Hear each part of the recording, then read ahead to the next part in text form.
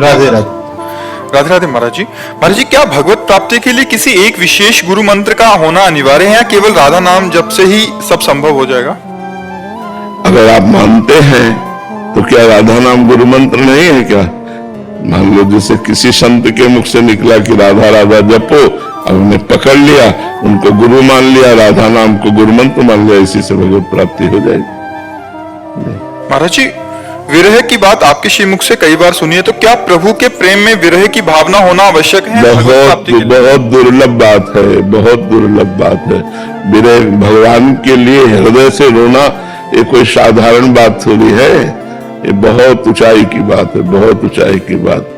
भगवान के लिए जिया नहीं जा रहा, उनके बिना रहा नहीं जा रहा है, नहीं खान पान ते भावे है, नहीं कोमल वचन सुहावे है, सब विषय लगे ते खा रहा है, हरि आशिक का मन ले रहा है। हरि का आशिक बनना कोई खेल तो ऐसा थोड़ी है। आरा चलवा देता है बीच से, फिर देखता है कि तुम्हारे में प्यार है मेरे लिए, चलाओ आरा चलवाओ। मुरद्दत जी का चरित्र सुना है, आरा चलवा दिया। प्रहलाद जी का चरित्र सुना है, आग में जलवा करके। वैसा आशिक नहीं है, बहुत खिलाड़ी है, जगत का मालिक है। अगर हमसे प्यार करते हो तो तन से, तन के भोगों से और तन के संबंधियों से तुम्हें नाता तोड़ना होगा, केवल मेरे से प्यार करना होगा, तब जो प्यारो करे सोई मोहि भाव। ऐसे थोड़ी हरि आशिक होना कोई खिलवाड़ समझते हो?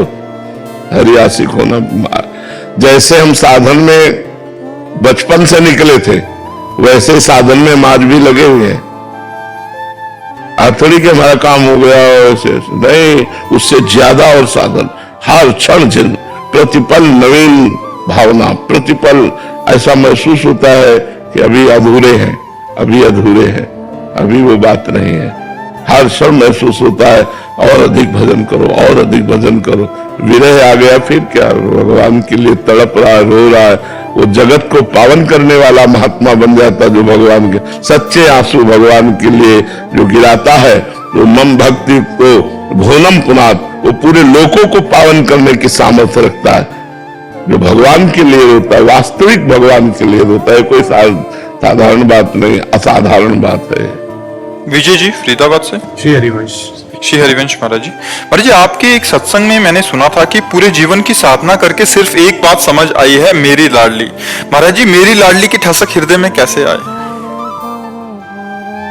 पूरा जीवन लाडली को दे तो ठसक आ जाएगी। जय श्री रूप लाल हित हाथ बिकानी, निधि पाई मन मानी, मेरे बलसी वृंदावन रानी। जाहि निरंतर सेवत मोहन, बन विनोद सुखदानी, मेरे बलसी वृंदावन रानी। जिनकी चरण कृपा ते पाई, कुंज के निरस्तानी। कब? जैसे रूप लाल हित हाथ बिकानी, बिक गए प्रभु के लिए, बिक गए प्रियालाल के लिए। राधा राधा राधा, दुख है या सुख है, गरीबी है या अमीरी है, अकेले है या बहुत है, हमें किसी से केवल मेरी लाडली। जैसे मीरा जी कहते, मेरे तो गिरधर गोपाल, दूसरों न कोई। तब ये प्रेम रंग छाता है, जब एकमात्र भगवान से अपनापन होता है, तब ये प्रेम रंग छाता है। भगवान से बहुत ज्यादा दुख आ जाता है शारीरिक, अगर जैसे कैंसर जैसी भी प्रॉब्लम आ जाए, बच्चे को उतना भार उठाने को नहीं देते माता पिता, जितनी योग्यता है उतना ही देते हैं। ऐसे ही हमको भगवान उतना दुख देते जितना हम सह सके, इसके आगे दुख नहीं देते। इसके आगे अगर प्रारब्ध है तो आपको मूर्छित कर देंगे, आपको भानी नहीं होगा कि दुख है, मूर्छावस्था दे देंगे। वो क्या भगवान ऐसे करुणा में है कि जीव को उतने ही दुख देते हैं जितना दुख मिलना होता है। अब हम सबसे कहते हैं कि मांस मत खाओ, जीवों को कष्ट मत दो, नहीं वही तुम्हारे रोग के रूप में, विपत्ति के रूप में आएगा। आप क्या समझते हो? किसी शास्त्र में लिखा है क्या कि आप मुर्गा खाओ? एलाऊ है क्या? हमारा भागवतिक कानून एलाऊ थोड़ी करता है। अब आप इन जीवों की हत्या करोगे, आप मान लो खरीद के ला रहे हो तो आप हत्या में सम्मिलित हो रहे हैं, और आप उनका मांस खाओगे तो तुम्हारे मांस को सड़ाने के लिए कैंसर तो होगा ही होगा। आज बोलो आप कि हमने नहीं खाया, ठीक है, लेकिन कल आपने खाया, पूर्व में आपने पाप कर्म किया, तो वही कर्म आ करके आपके शरीर को कष्ट देगा। इसलिए दूसरे जीवों पर दया करो, भगवान का नाम जप करो, संतों का संग करो, तो बढ़िया बात बन जाएगी। कबीर सिंह जी। राधे राधे गुरु जी। राधे राधे महाराज जी। महाराज जी, अस्पताल का जीवन निरंतर जिम्मेदारियों और तनाव से भरा हुआ है। बाहर से हम हर समय सक्रिय रहते हैं। अस्पताल का ही जीवन नहीं, मनुष्य जीवन ही पूरा सबका तनाव भरा जीवन। कामनाएं, समस्याएं, चिंताएं, ऐसी आवश्यकताएं जो हमको तनाव में रखती है, चिंतापूर्ण रखती है, समस्याएं इतनी है। कोई ऐसा नहीं है व्यक्ति, मनुष्य शरीरधारी कोई ऐसा नहीं। अगर वो बचा है तो अपने चित्त को चित्तचोर भगवान में जो लगाए है, वही चिंता, शोक, समस्या, इन सब से लड़ता हुआ आगे चला जाएगा। अगर हम भगवान से विमुख हैं, भगवान से जो हमारा संबंध है, उस संबंध को हम नहीं मानते हैं, भजन नहीं करते हैं, शास्त्र स्वाध्याय नहीं करते हैं, सत्संग नहीं करते हैं, तो अंदर विवेक नहीं होगा। विवेक नहीं होगा तो हम चिंता, शोक, समस्याओं में फंस जाएंगे। क्या कहना चाहते हैं महाराज जी? वहाँ कह रहे हैं कि वहाँ रोगियों के बीच में रहना पड़ता है, उनकी कितना बढ़िया काम है, दौड़ भाग, कितना बढ़िया काम है। रोगी के रूप में भगवान आए और मैं अपने मरीज रूपी भगवान की सेवा कर रहा हूँ। दौड़ भाग अपने भगवान को बचाने के लिए कर रहा हूँ, दुख दूर करने के लिए कर रहा हूँ। कितना अच्छा कार्य है।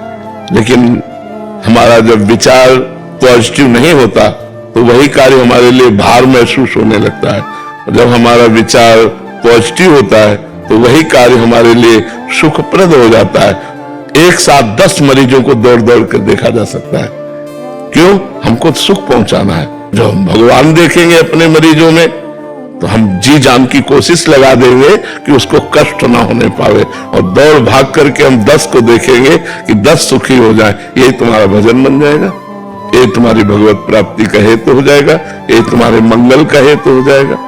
समझ पा रहे हैं आप? हाँ, तो सत्संग सुनिए और नाम जप कीजिए और अपनी सेवा को भगवान की पूजा मानिए, तब बात बनेगी। मरीजों के साथ जो डॉक्टर या जो नर्स अनुचित व्यवहार करते हैं, उनका जीवन बेकार है। केवल पैसा ही सब कुछ थोड़ी है पावे, और दौड़ भाग करके हम 10 को देखेंगे कि 10 सुखी हो जाए। यही तुम्हारा भजन बन जाएगा, ये तुम्हारी भगवत प्राप्ति का हेतु हो जाएगा, ये तुम्हारे मंगल का हेतु हो जाएगा। समझ पा रहे हैं आप? हाँ, तो सत्संग सुनिए और नाम जप कीजिए और अपनी सेवा को भगवान की पूजा मानिए, तब बात बनेगी। मरीजों के साथ जो डॉक्टर या जो नर्स अनुचित व्यवहार करते हैं, उनका जीवन बेकार है। केवल पैसा ही सब कुछ थोड़ी है। पैसे के लिए केवल जो मतलब उदासीन होकर ऐसे दृश्य देखने को मिलते हैं कि उदासीनता मरीजों से उदासीनता नहीं। भगवान ने तुम्हें डॉक्टर बनाया है, तुम्हें नर्स बनाया, तुम्हें सेवा दी है, तुम तत्काल उस पर एक्शन लीजिए। कैसे उसके दुख को हम दूर करें, तत्काल आप उस पर लगिए। तब तो वो देख रहा है, सब बिना सीसीटीवी के वो देख रहा है। शास्त्र सिरखा पुरखा सहस्त्राक्षा शास्त्रपाद, वो हजारों नेत्रों वाला सबको देख रहा है। तो इसलिए हमें देखना है कि हमको उसको प्रसन्न करना है, न कि किसी संसारिक आदमी को। हमें अपने कर्तव्य का पालन करना है।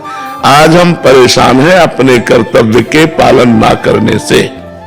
यदि हम मनुष्य जीवन के कर्तव्य का पालन करें तो हमारा मन शीतल हो जाएगा। जो हमें करना चाहिए वो करे, जो नहीं करना चाहिए वो ना करे, तो हमारे हृदय में आनंद अपने आप आ जाएगा। लेकिन उल्टा हो रहा है, जो करना चाहिए वो नहीं कर रहे और जो नहीं करना चाहिए वो कर रहे, इसीलिए हम परेशान हो रहे हैं। तो हमें चाहिए बिल्कुल डिस्टर्ब नहीं होना है। हमें भगवान ने कर्तव्य दिया है, हम कर्तव्य का पालन करेंगे। ठीक है ना?